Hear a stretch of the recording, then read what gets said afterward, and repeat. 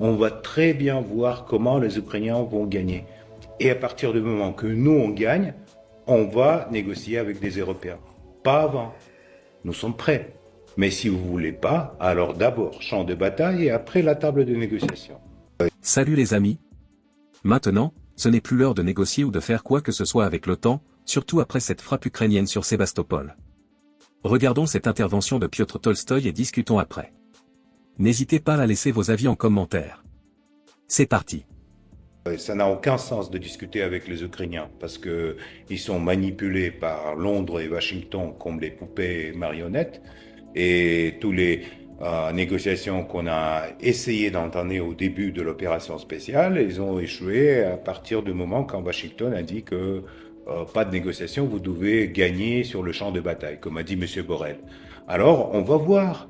On va voir qu'est-ce qu'ils vont, s'ils vont gagner sur le champ de bataille, les Ukrainiens, avec tout le soutien de l'OTAN, avec tout le soutien des Européens, avec toute la solidarité, avec une douche une fois par semaine pour toute l'Europe, sans gaz, sans pétrole, avec l'inflation de 12-15%. On va très bien voir comment les Ukrainiens vont gagner.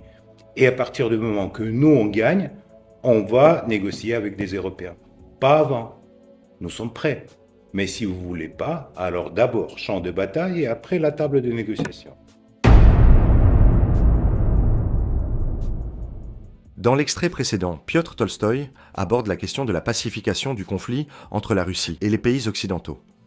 Selon ses propos, au début du conflit, la Russie avait tenté une approche, mais l'OTAN avait refusé, écartant la Russie en la considérant comme un petit pays sans influence politique. Sans présumer de la suite de son discours, je vous invite à suivre l'extrait pour en savoir plus. Moi, je suis peut-être un des pas nombreux à croire à la continuation d'un dialogue franco-russe, mais malheureusement, la diplomatie a échoué parce que l'Occident, les États-Unis et l'Union européenne, ils ont pensé qu'après la guerre froide, c'est fait, le monde sera basé sur les règles occidentaux et que personne, sauf les Américains et les Européens, ne va pas rien faire, rien dire, ne va pas faire la politique dans l'Europe.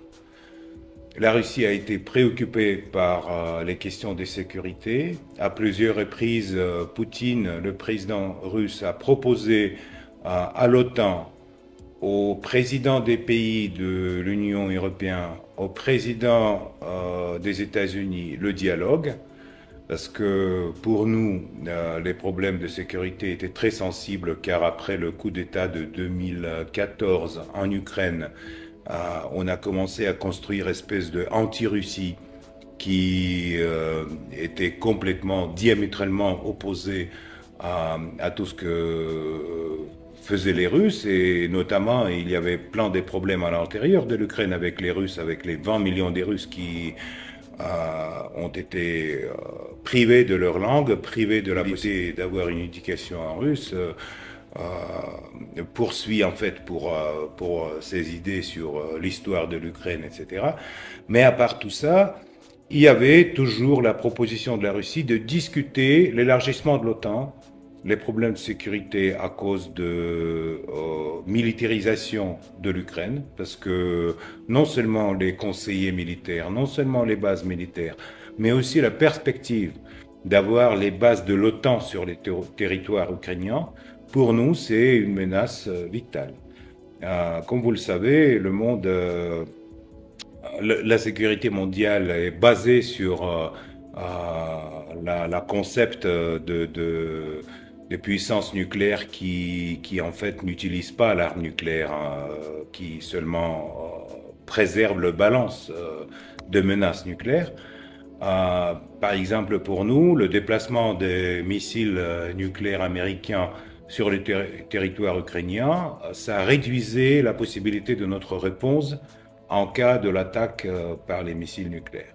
Évidemment, on en parle d'une façon, on en parle là maintenant comme théorie, mais pour les spécialistes militaires, pour ceux qui animé les négociations autour de la détente à l'époque, avec la fin de l'Union soviétique, les négociations avec la Russie et l'Ukraine à Budapest, etc. Tous ces problèmes, ils sont bien connus.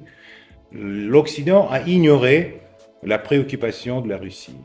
L'Occident a pensé que le monde est fait, que tout est fait, que les règles du jeu établies par l'Occident, je ne parle pas des normes de droit international, mais justement des règles du jeu sur lesquelles qui toujours mentionnent les Américains et les politiciens de l'Union européenne, que voilà, ça serait comme ça, comme nous on a décidé, et alors les Russes, ils sont mécontents, mais peu importe, on fonce. On continue élargir l'OTAN, on continue mettre les bases à frontières, etc. Donc, à plusieurs reprises répétées, la proposition a été ignorée, c'est pour ça que la diplomatie a échoué. J'ai envie de vous demander, c'est peut-être plus une question vers un journaliste qu'un homme politique. Pourquoi, selon vous, toute annonce faite par la Russie, notamment sur le sabotage de Nord Stream au début, là, en ce moment, sur l'utilisation potentielle de la bombe nucléaire dite sale en Ukraine, pourquoi cette annonce, chaque fois, est inaudible en Occident? On ignore. On ne peut pas parler. On dit que ce sont les Russes. On ignore parce que il y a le cliché, il y a le système des clichés anglo-saxons sur la propagande de Poutine. Donc tout ce que disent les Russes, c'est la propagande de Poutine. Le dialogue franco-russe, c'est aussi la propagande de Poutine pour tout est la propagande de Poutine, en fait. Et donc la Russie, c'est en fait la plus grande pays de l'Europe. L'Union européenne, c'est un petit morceau du continent par rapport à la Russie. Si les Européens ne veulent pas entendre ce que pensent les Russes, ce qu'ils disent les Russes, les préoccupations sur la sécurité, les préoccupations sur le sabotage de Nord Stream, sur les laboratoires bio sur le territoire ukrainien, etc., alors tôt ou tard, ils seront obligés de résoudre tous ces problèmes. Là, on est très bien quand il y en a 47 pays qui sont contre la Russie, et voilà, ils sont contre la Russie, ils construisent l'opinion publique anti-russe. Mais la réalité, c'est pas ça. Réagir à cette réalité, ça serait peut-être la tâche la plus difficile pour les futurs politiciens européens. Après la fin de l'Union européenne, après le départ de tous ces politiciens d'aujourd'hui qui vont se retrouver dans la poubelle de l'histoire à cause de leur position contre la Russie, à cause des sanctions illégitimes qui sont aujourd'hui établies, 11 000 sanctions. 11 000 sanctions contre la Russie. Mais non, on s'en fout. L'économie russe fonctionne. On va gagner cette guerre parce que les pays nucléaires ne perdent pas les guerres, comme vous le savez. Et tôt ou tard, les Européens vont découvrir un nouveau monde, une nouvelle Europe. Ils vont découvrir la nécessité de dialogue. Et à ce moment-là, ils ont détruit déjà tous les mécanismes de dialogue.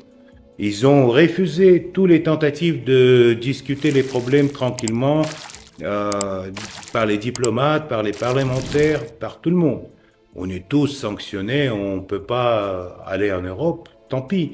Mais tôt ou tard, ça peut être à la frontière polonaise, ça peut être au Berlin, ça peut être à Paris, mais on va discuter les problèmes de sécurité de l'Europe, le futur de l'Europe.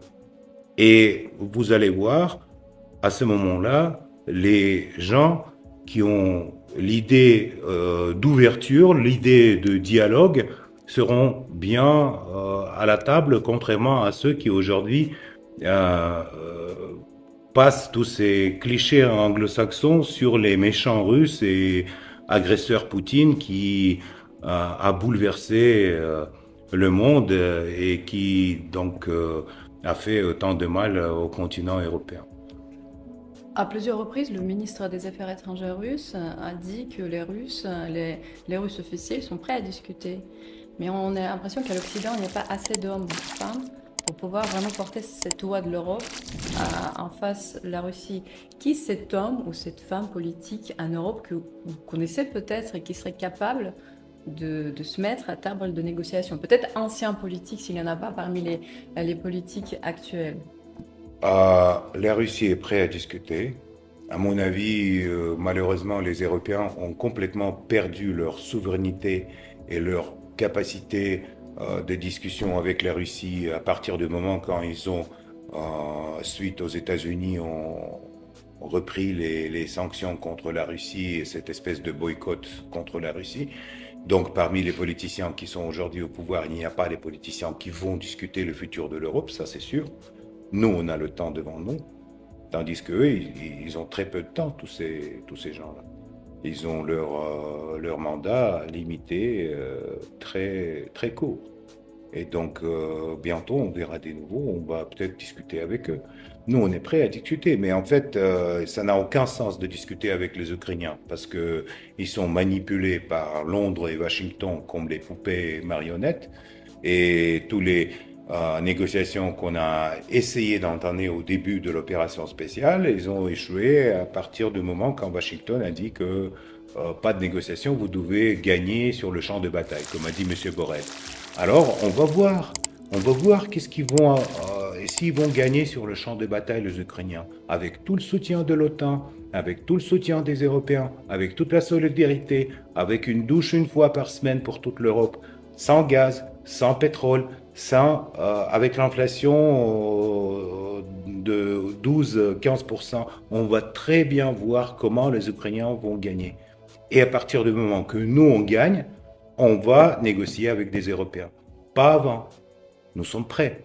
Mais si vous ne voulez pas, alors d'abord champ de bataille et après la table de négociation. Dans cette interview marquante, Piotr Tolstoï, un éminent politicien russe, a partagé ses perspectives sur le conflit en cours entre la Russie et l'Ukraine, ainsi que sur les relations tendues entre la Russie et l'Occident. Tolstoï a évoqué les tentatives initiales de la Russie pour négocier et résoudre pacifiquement les différends, tentatives qui, selon lui, ont été systématiquement rejetées par l'OTAN sous l'influence des États-Unis et de l'Union européenne. Tolstoï a critiqué vivement la position occidentale, affirmant que les pays européens ont perdu leur souveraineté en suivant aveuglément les directives américaines, au détriment d'un dialogue constructif avec la Russie. Il a également abordé les préoccupations russes concernant la sécurité, notamment l'expansion de l'OTAN et les implications des installations militaires occidentales près des frontières russes. Qu'en pensez-vous ? Pensez-vous qu'un dialogue constructif entre la Russie et l'Occident est encore possible, ou est-ce que les actions actuelles rendent cela trop difficile ? N'hésitez pas à laisser vos avis en commentaire. À très bientôt.